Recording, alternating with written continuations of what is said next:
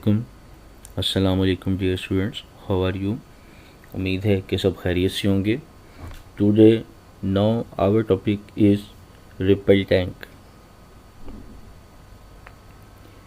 Ripple tank एक device है जिसमें हम वाटर वेव्स को प्रोड्यूस करते हैं और उस वाटर वेव्स की मुख्तलिफ जो खसूसियात हैं, उसके करैक्टरिस्टिक्स हैं, उसको स्टडी करते हैं।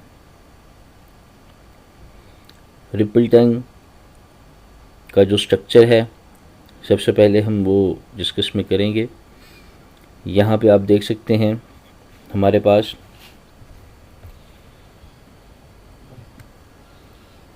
ये एक ट्रे बनी हुई है।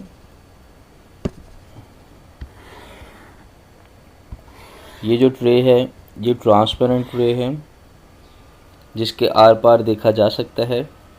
इसके अंदर ये ब्लू कलर में पानी फिल किया हुआ है।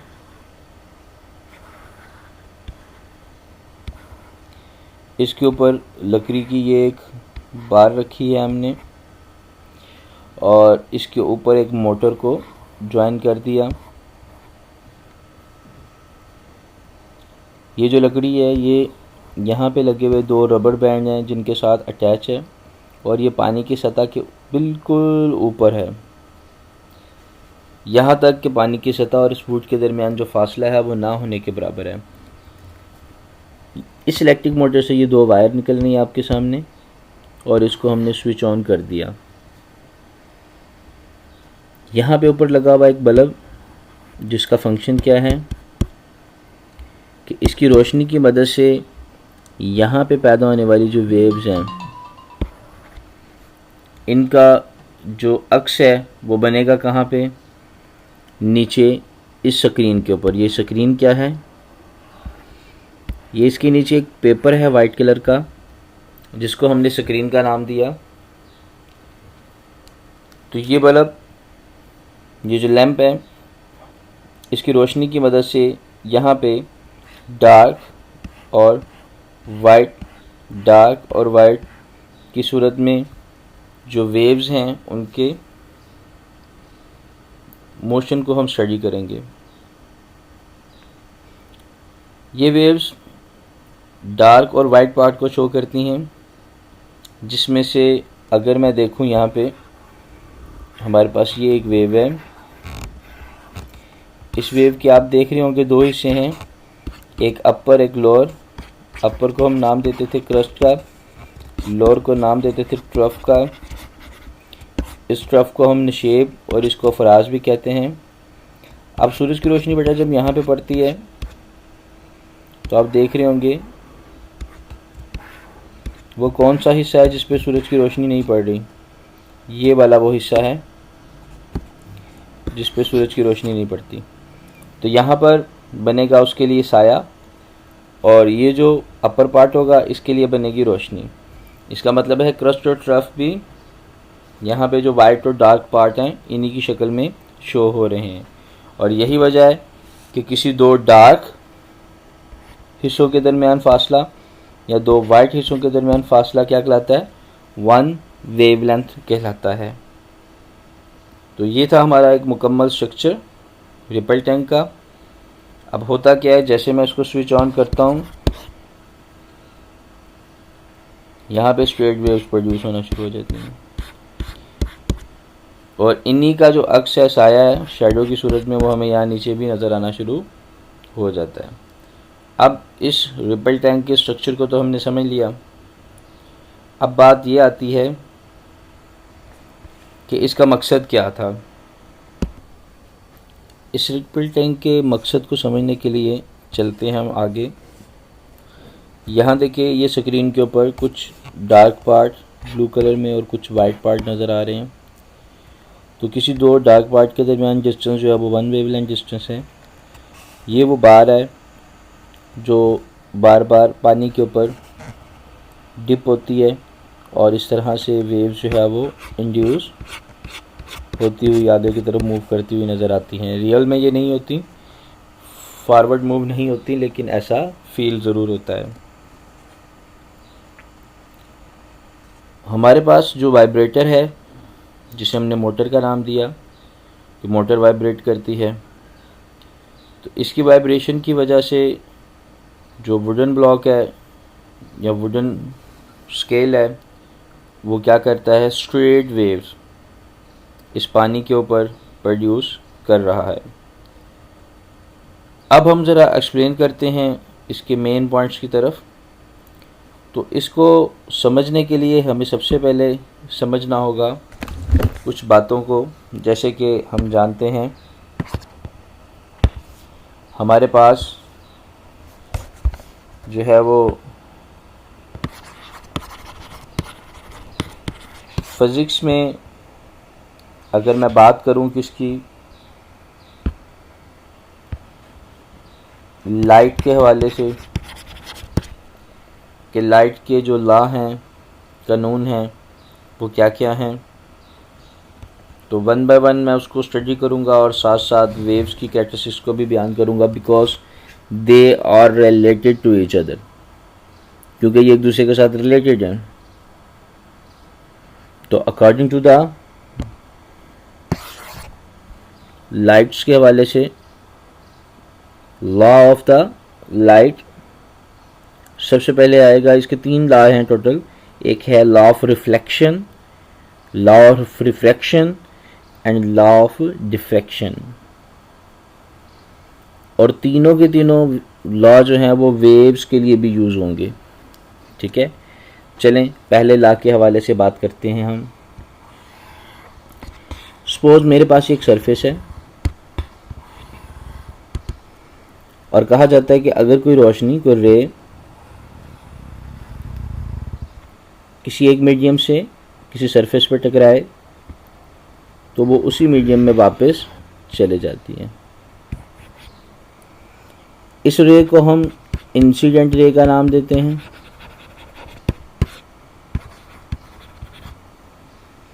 और इसी तरह से हमारे पास इस रे को हम रिफ्रैक्टिव रे का नाम देते हैं।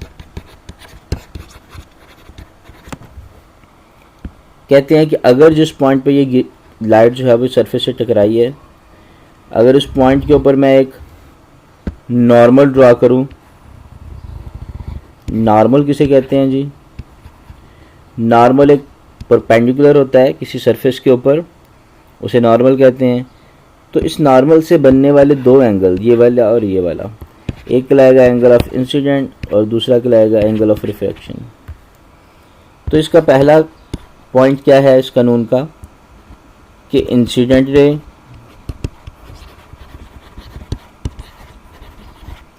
और दूसरा रिफ्लेक्टिव रे, दोनों किस में होते हैं, in the same medium. Next चलते हैं हमारे पास अगला पॉइंट क्या है, सेकंड पॉइंट कहता है कि angle of incident is always equal to the angle of reflection. तो ये था लॉ हमारे पास लाइट का, जिसे हमने लॉ ऑफ रिफ्लेक्शन कहा। अब मैं ज़रा रिपल टैंक की तरफ चलता हूँ। तो रिपल टैंक में फ़र्ज़ करें मेरे पास ये वही ट्रे है जो हमने वहाँ पे कंसीडर की थी, एक ट्रांसपेरेंट ट्रे।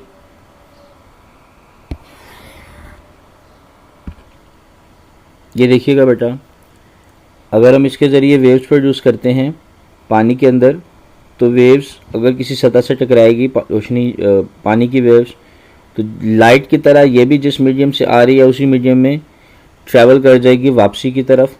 और सबसे इंटरेस्टिंग बात है ये कि इसका जो यहाँ पे बनने वाला एंगल होगा 90 एंगल, जिसे हम नॉर्मल का नाम देते हैं, नॉर्मल के साथ बनने वाला एंगल ऑफ इंसिडेंट और एंगल ऑफ रिफ्रैक्शन, ये भी दोनों आपस में बराबर होंगे।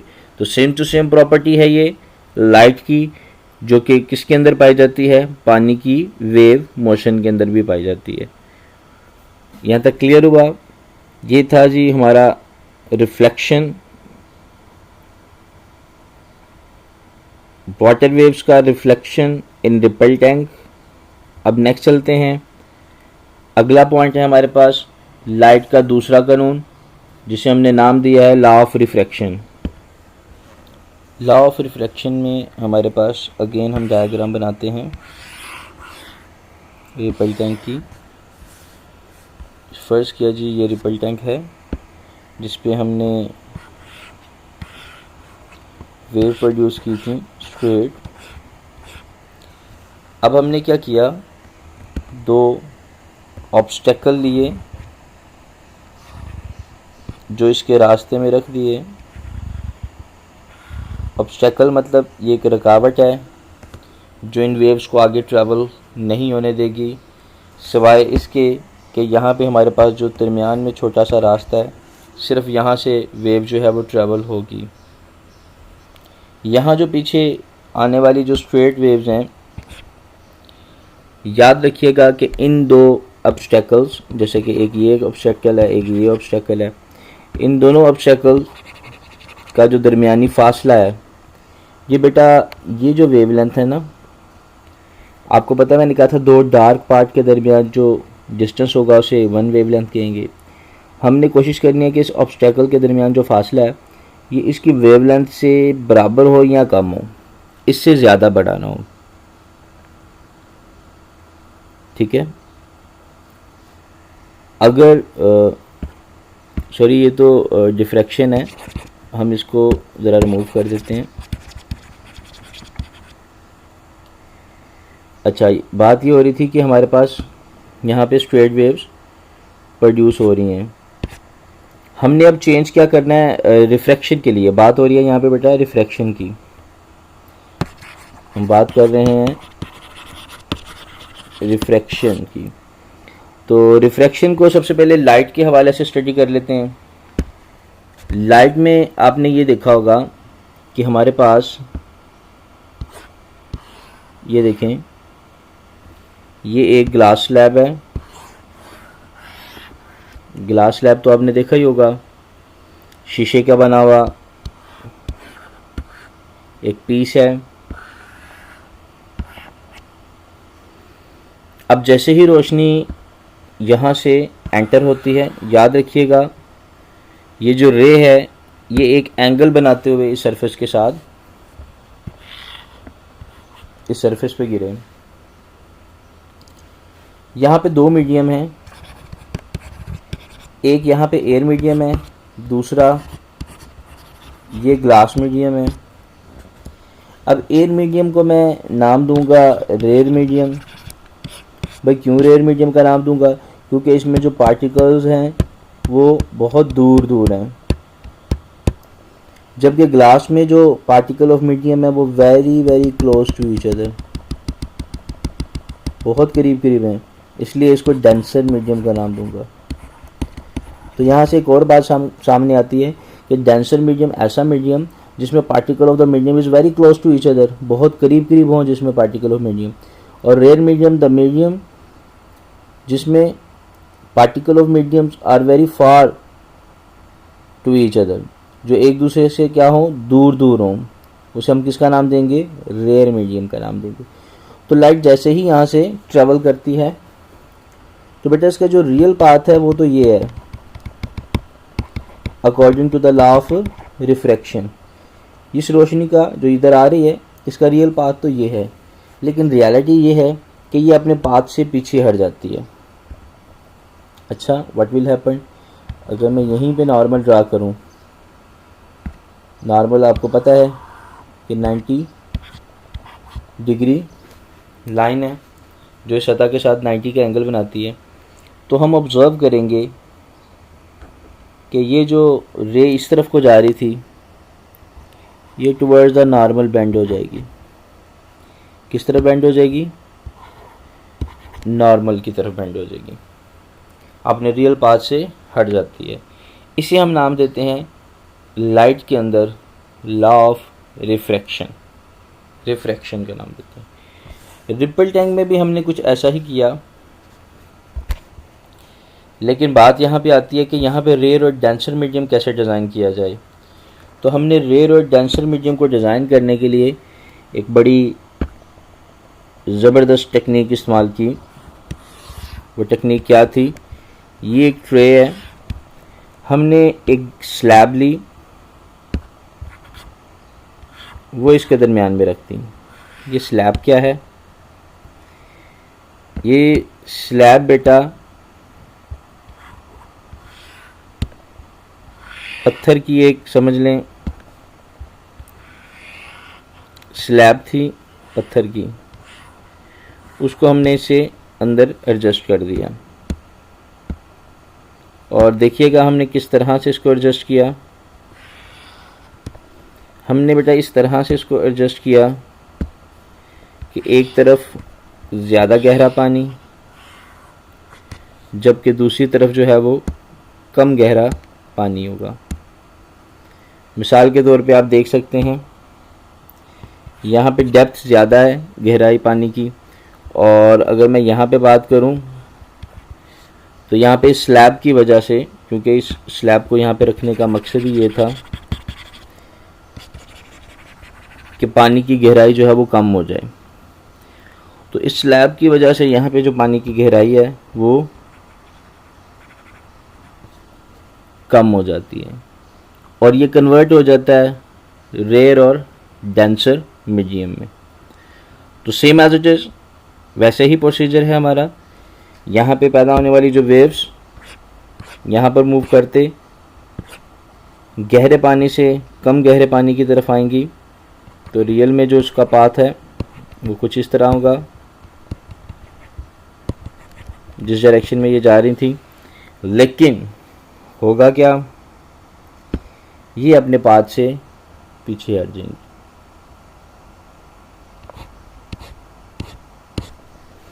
ठीक है जी, ये अपने पार्ट से क्या करेंगी, पीछे हट जाएंगी। अगर मैं इसी के ऊपर एक नॉर्मल ड्रा करूं, शायद नॉर्मल से आपको इसकी अंडरस्टैंडिंग अच्छे से हो जाए। ठीक है, ये एक सरफेस के साथ इसके साथ टकरा रही है, ये वो पॉइंट है जिसमें मैं ये नॉर्मल बनाने लगा हूँ। अब इसका जो रियल पाथ था वो ये था, और ये क्या करेगी, टुवर्ड्स द नॉर्मल बेंड हो जाएगी, और ये वेव्स की डायरेक्शन कुछ इस तरफ हो जाएगी। यहाँ से आते हुए डायरेक्शन इसकी चेंज हो जाएगी। ज़्यादा गहरे पानी से जब ये कम गहरे पानी में आएगी तो इसकी डायरेक्शन चेंज हो जाएगी। इसे हम नाम देंगे किसका, रिफ्रैक्शन का। बिल्कुल वैसे ही जैसे यहाँ पे रोशनी अपना रास्ता बदल लेती है। अब ज़रा हम इसको गौर करें तो इस डायग्राम में आप देख सकते हैं कि पानी जो है वो शैलो वाटर से, डीप वाटर से, ये कौन सा वाटर है, डीप वाटर से शैलो वाटर की तरफ मूव कर रहा है। ये जो वेव्स हैं, पहले आप देखिए इसकी वेवलेंथ ज़्यादा थी, अब इसकी वेवलेंथ क्या हो गई, ये देखें, ये दरमियानी डिस्टेंस ज़्यादा था अब कम हो गया। तो मतलब डीप टू शैलो मूव करते हुए इसकी वेवलेंथ चेंज हो जाती है। दूसरी बात, यहाँ पे इसकी स्पीड जो थी वो फास्ट थी, और यहाँ पे इसकी स्पीड क्या हो जाएगी, स्लो हो जाएगी। ये बातें बहुत अहम है बेटा जो मैं बताने जा रहा हूँ आपको। क्या क्या चीज़ इफेक्टिव होती है, वेवलेंथ चेंज हो जाएगी, ज़्यादा से कम हो जाएगी, स्पीड चेंज हो जाएगी, ज़्यादा से कम हो जाएगी, when the water move from deep to shallow. और अगर शैलो टू डीप मूव करेगा तो बिल्कुल इसकी उलट हो जाएगा। ठीक है ना, स्लो से फास्ट की तरफ और फास्ट से स्लो की तरफ, जब डीप टू शैलो या शैलो टू डीप मूव करेगा। वेरी नेक्स्ट, वो कौन सी चीज़ है जो चेंज नहीं होती through out the ripple time? तो बेटा वो चीज़ है ये फ्रीक्वेंसी। जो वेव प्रोड्यूस होती है यहाँ पे जिस फ्रीक्वेंसी की, वो वेव फ्रीक्वेंसी जो है वो चेंज नहीं होती, चाहे वेव मूव कर रही हो किस में, शैलो वाटर में, चाहे वो मूव कर रही हो डीप वाटर में। The frequency of the wave does not change. Clear होगी बात? तो ये था हमारा रिफ्रैक्शन। अब हम चलते हैं डिफ्रैक्शन की तरफ। डिफ्रैक्शन को भी समझने के लिए सबसे पहले हमें यहाँ पे देखना पड़ेगा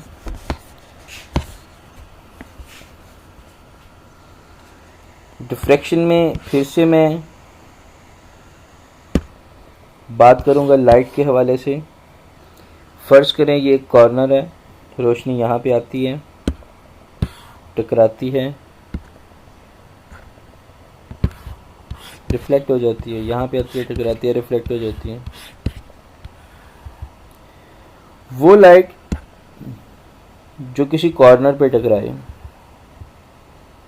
उसका कुछ हिस्सा इधर रिफ्लेक्ट होता है, कुछ इस तरफ, कुछ इस तरफ, कुछ इस तरफ और कुछ इस तरफ भी रिफ्लेक्ट होता है। आप यूँ कह सकते हैं कि वो डाइवर्ज हो जाती है। यही बेटा सबसे बड़ी वजह है कि आपके पास अंडर द टेबल भी रोशनी होती है। टेबल के नीचे आप जिस चेयर पे बैठे होते हैं उसके नीचे एक साया होता है और साए के अंदर भी रोशनी होती है। दीवारों के दरमियान जो कॉर्नर्स होते हैं समटाइम वहाँ पे रोशनी नहीं भी पहुँच रही होती, लेकिन वहाँ पे हल्की हल्की रोशनी होती है, आपको कुछ ना कुछ उसमें से चीज़ें नज़र आ रही होती हैं। टेबल के नीचे कोई डायरेक्ट सोर्स तो होता नहीं कि रोशनी वहाँ तक पहुँच जाए, लेकिन हल्की हल्की ड्यू टू डिफ्रैक्शन वहाँ पे रोशनी की चंद किरणें पहुँच के उसका कुछ हिस्सा जो है वो रोशन कर देती हैं, और इसी चीज़ का नाम क्या है? डिफ्रैक्शन है। अब यहाँ पे देखें रिपल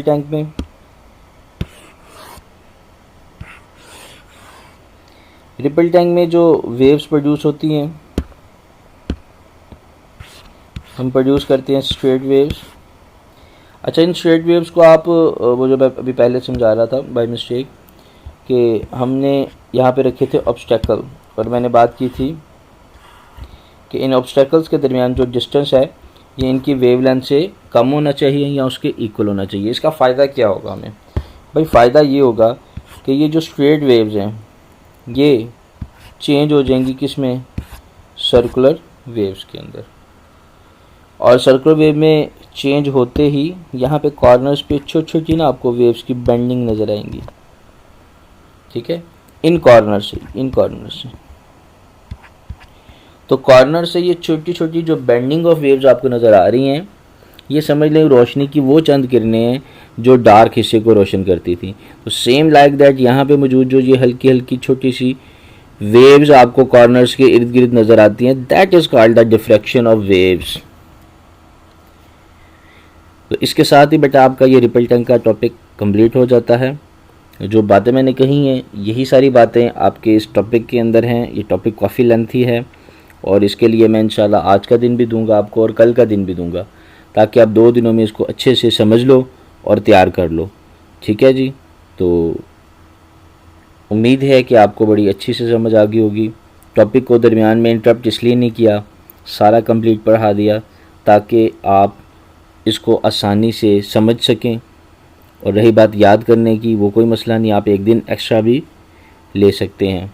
तो अगर आपको वीडियो अच्छी लगी तो चैनल को सब्सक्राइब करें, लाइक करें और आगे जो वीडियोस हैं उनको मज़ीद लोगों तक शेयर करें, ताकि बाकी लोग भी जो घर बैठे हुए परेशान हैं वो इससे फ़ायदा उठा सकें। अल्लाह हाफिज़।